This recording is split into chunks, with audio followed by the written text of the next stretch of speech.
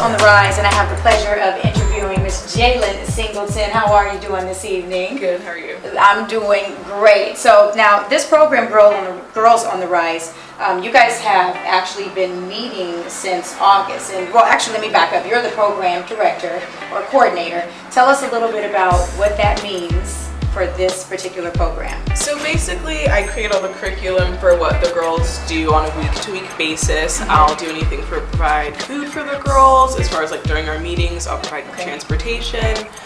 We also spend time looking for mentors in the community that we can pair up with the girls.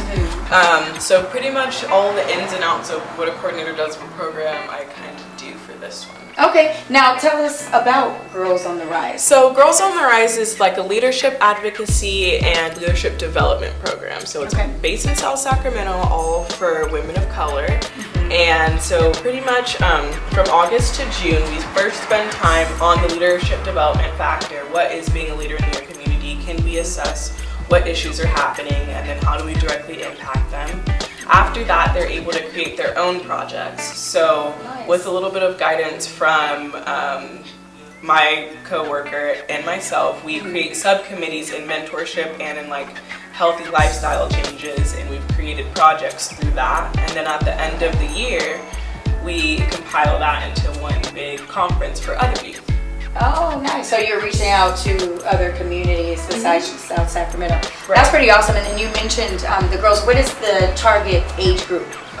We do high school age, women of color from anywhere from like 13 to 19. Okay. And then to be a mentor, right now we're doing 21 and up.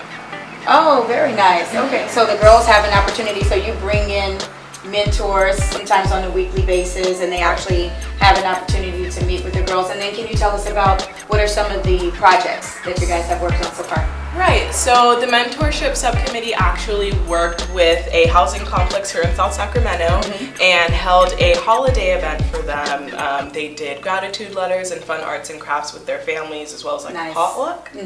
And then the healthy lifestyle subcommittee created a community survey to assess what issues are really impacting the community. And they want to transform their findings into like directly positively impacting them in a spring event, where they can kind of show their findings and then provide positive alternatives to whatever those things may be. Yeah, absolutely. And then tell us how important, especially in today's age with social media and just all of these different platforms and information that we have access to, how important is it for these young ladies, especially of color, to be able to have mentorship at this stage in their life?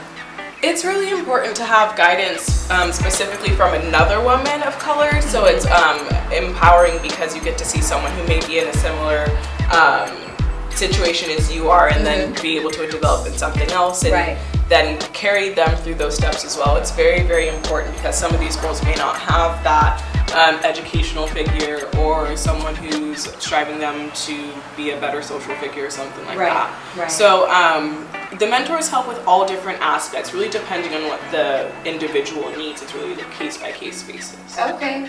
And then lastly, if someone is watching this and wants to get their daughter involved, or their niece, or anyone that they know of involved, how can they reach out to you? How can they get their person involved with the Girls on the Rise? Yeah, if you guys go to facebook.com and our page is Girls on the Rise of South Sacramento, there should be a link and it gives all our information of meeting times and dates and everything there.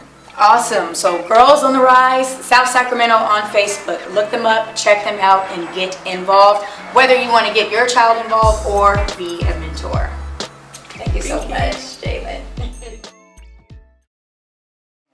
So, can anyone tell me what your personal brand is? Oh yeah, like fashion brands and like. Right. So brand is usually a customer service thing, and it's related to a lot of different organizations, products out there like Nike, like just different things that are sold in the stores, Macy's, Sean John, so different fashions, and makeup. These are all types of brands. So I didn't just go on Facebook and say, hey everyone, I love to talk on the microphone and I'm going to be great on camera. And then all of a sudden everybody said, oh, let's follow Nikisha Henry because she's going to be this great person with a microphone one day and she's going to be great. That's not how branding works. Branding happens over time and it takes a lot of, it's really character. It's character building, it's integrity, and it's really being careful about what you want people to know. Right. We talk about Mac product, that's a brand, and they built up the Mac product, and they do it with celebrities because they know celebrities will sell the brand, right? So when we talk about your personal brand and who you are, you don't have to be a celebrity to have this big brand that you see out there on TV or on cable or in the movies. You can just have a personal brand that really just tells who you are and what makes you unique. I had one person here, I think it was you, that so a lot of things that you put on Facebook talk about makeup and fashion, right? So everybody knows you for that, and they're probably coming to your page to get those types of tips. So her personal brand is all about makeup. That's what people would know her for. So you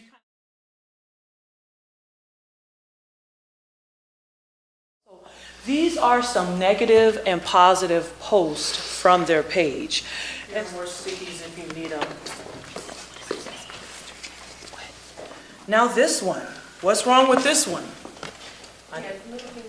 Has the middle finger. And it's so blatant. And in this one, I think this young man, he used, oh, it's not in here.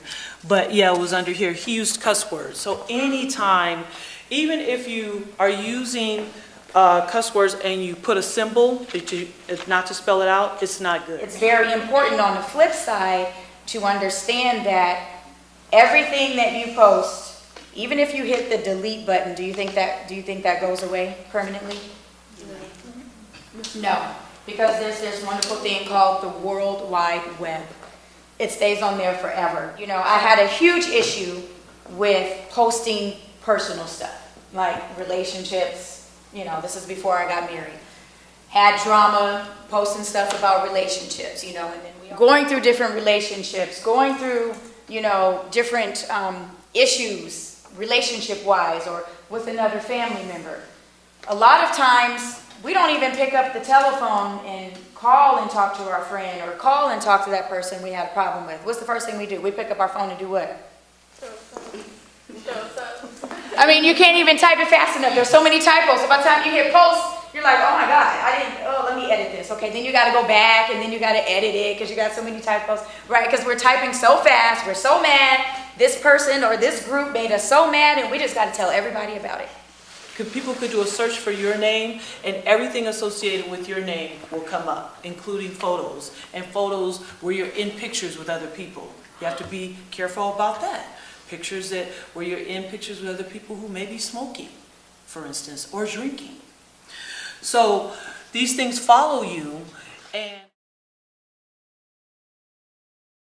so there's so many people watching, and sometimes I think we kind of get into a false reality that only the people who click are the ones who are looking, and that's not true.